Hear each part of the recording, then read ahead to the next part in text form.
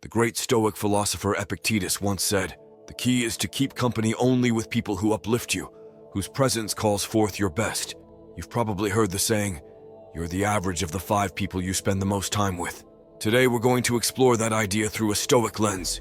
We will discuss the 7 types of people who can derail your progress in Stoic philosophy and how to navigate these challenging relationships. Before we begin, I would appreciate it if you could like the video to help me continue spreading Stoic philosophy. If you haven't subscribed yet, I recommend you subscribe and activate the bell so you don't miss any of our videos. Type of people number 1, the complainer. We all have that friend, family member, or co-worker who seems to find fault in everything. Whether it's the weather, their job, or even the food at a popular restaurant, they never miss an opportunity to express their dissatisfaction. Now you might wonder, why should this concern me? I can just ignore them. Well, that's easier said than done. Consistent exposure to such negativity has a draining effect on your mental well-being.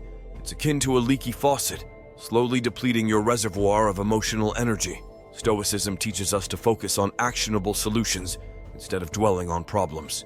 For example, imagine you're collaborating on a project with someone who is a perpetual complainer. Each meeting turns into an exhausting session of complaints without any constructive dialogue. The impact?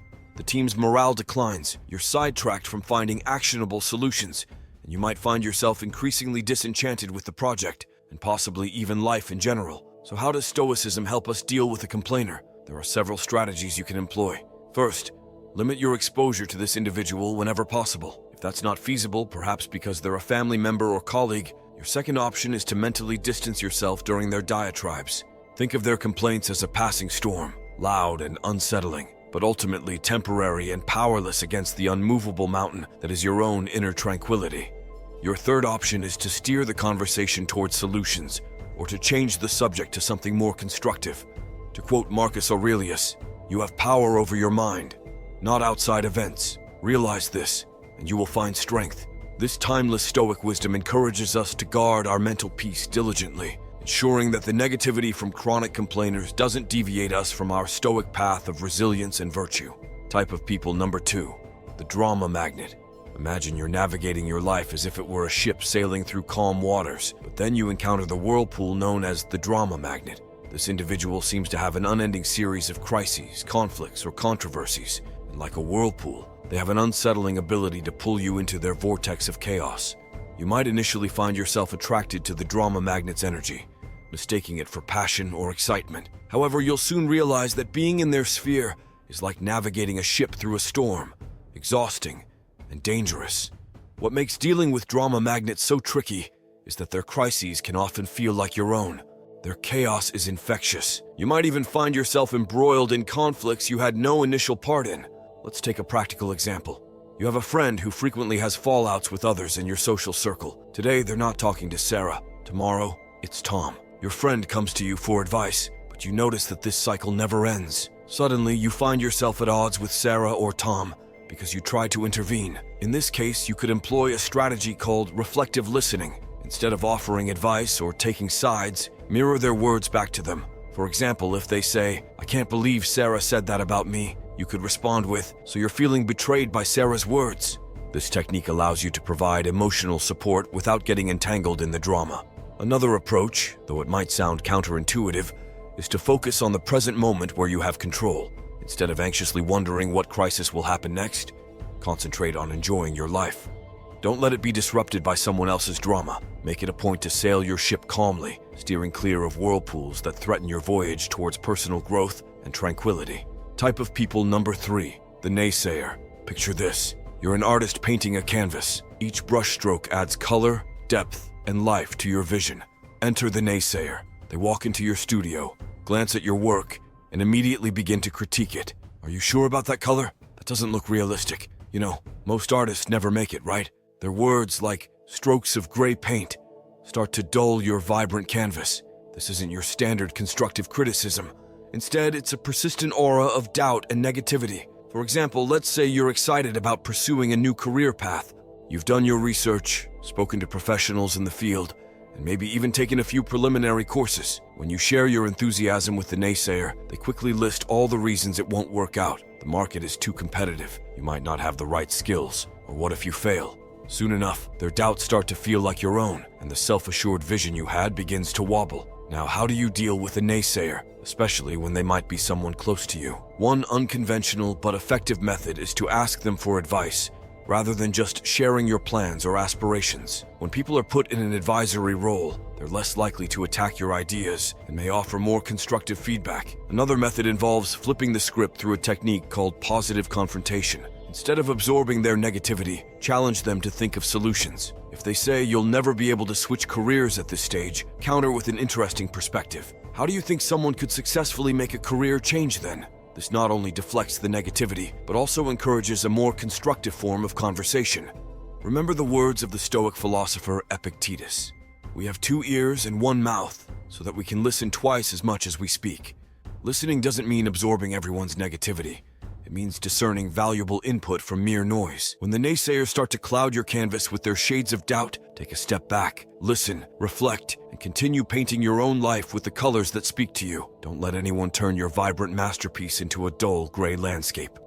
Type of people number 4, the victim. Imagine life as a game of chess. Each player has the same pieces and the same goal, to checkmate the opponent's king. You think strategically, make some sacrifices and take some risks. The victim, however, blames the board, the pieces, or even their opponent for every poor move they make. In their eyes, they're perpetually in checkmate, not because of their choices, but because of some external force working against them. Their narrative is a never-ending tale of woe, with themselves cast as the helpless protagonist. I can't get ahead in my job because my boss dislikes me. I can't get fit because I have bad genetics. Now, it's crucial to note that some people face genuine hardships and systemic issues. However, the victim we're discussing uses their predicament as a permanent excuse, refusing to take any responsibility for their actions, or lack thereof. You might find yourself entangled in their storyline, perhaps as the supporting character who constantly needs to rescue them. Let's say you've spent countless hours listening to a friend blame their endless string of failed relationships entirely on their ex-partners. Not only does this drain your time, but it can also subtly encourage you to adopt a similar victim mindset in your own life. So what's your move when dealing with a victim? It might be tempting to become their savior, offering endless advice and emotional support. But the Stoics would caution against this. They'd recommend drawing a firm boundary to protect your own mental state. You could employ a technique known as compassionate detachment. Show empathy and kindness, but don't try to rescue them from situations they need to navigate themselves. Offer a listening ear, but refrain from becoming their perpetual problem solver. Marcus Aurelius once said, "The best remedy is to not become like him who performed the injustice." If you find yourself sucked into the victim's narrative, resist the urge to become one yourself. Take control of your own game board, make your moves, and remember, in the chess game of life, being perpetually in checkmate is often a choice, not a fate. Keep your pieces moving forward, make strategic sacrifices when necessary, and play not for revenge or pity, but for growth and wisdom. Type of people number 5, the toxic positivist. You know this person. They're always exuding sunshine, rainbows, and endless streams of emojis. They're the ones telling you to just be happy when you're going through a difficult period, dismissing your feelings and experiences with a flippant wave of glittery optimism. Imagine your life as a gardener. There are flowers, but there are also weeds and pests. A toxic positivist, however, insists on ignoring anything that isn't a blooming rose. Got aphids on your leaves? Just focus on the flowers. Don't let negativity into your garden, they'd say. While it sounds uplifting, their approach can make you feel invalidated and disconnected from reality. Suppose you're going through a tough breakup. You're sad, confused, and seeking some emotional balance. The toxic positivist's advice? There are plenty of fish in the sea. Just smile and be happy. This sort of excessive positivity neglects the complexities of human emotion and the realities of life's challenges. How do you cultivate your garden without letting the toxic positivist trample it with their indiscriminate sprinkling of good vibes only? One strategy is to engage them in a discussion that embraces both light and shadow. If they say, "Look on the bright side, at least you have your health," you could respond, "Yes, I'm grateful for my health, but it's also okay for me to feel upset about this specific issue." Both can coexist. You can also employ what psychologists call emotional granularity, the ability to feel and differentiate between a wide range of emotions, both positive and negative. When the toxic positivist walks in and pushes you to just be happy, take a moment to acknowledge and label your nuanced feelings. "I'm feeling a bit melancholic today due to X, and that's okay. can be a liberating affirmation. To reference Stoic thought, Seneca once said, "True happiness is to understand our duties toward God and man, to enjoy the present without anxious dependence upon the future." Notice the balance, understanding duties and enjoying the present moment, which aren't always pleasant. And enjoying the present.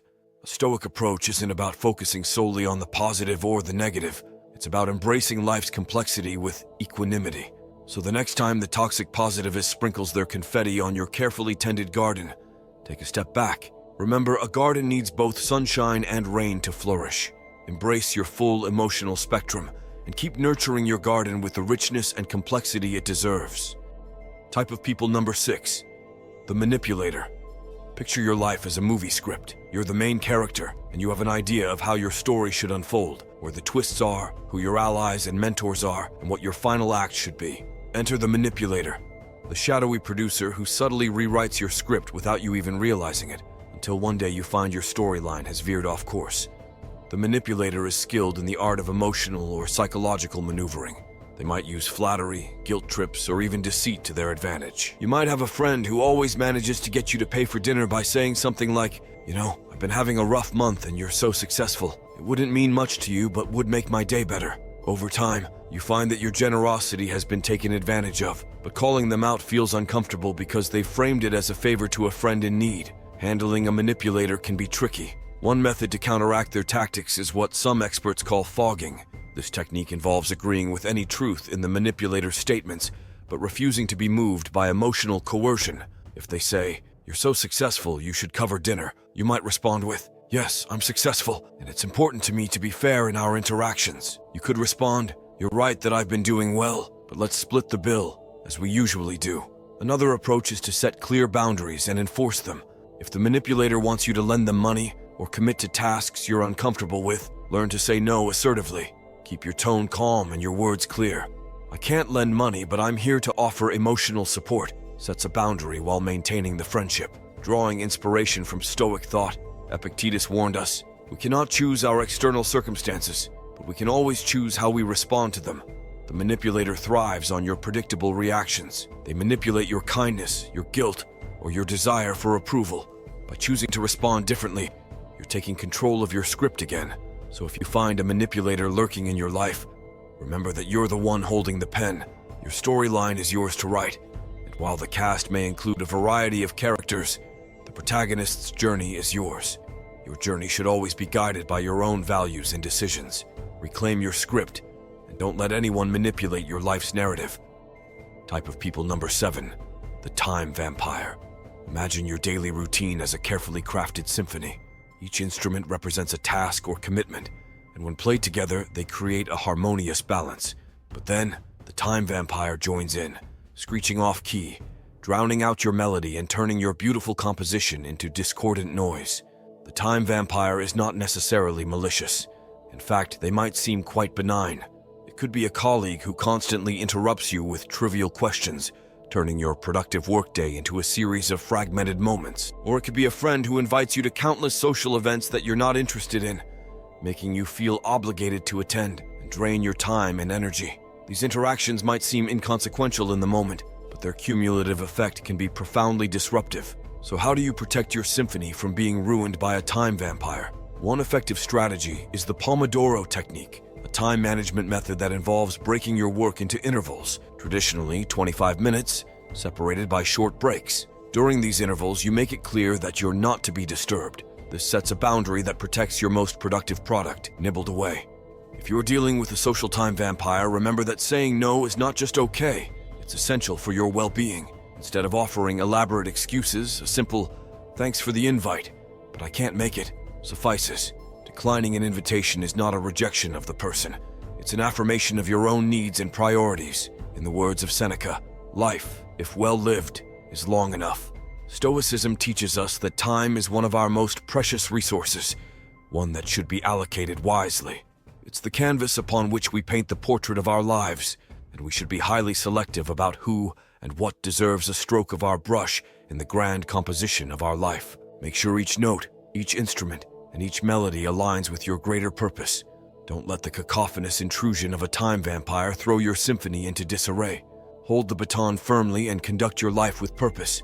ensuring that every moment, this moment, is a note well played in your harmonious masterpiece.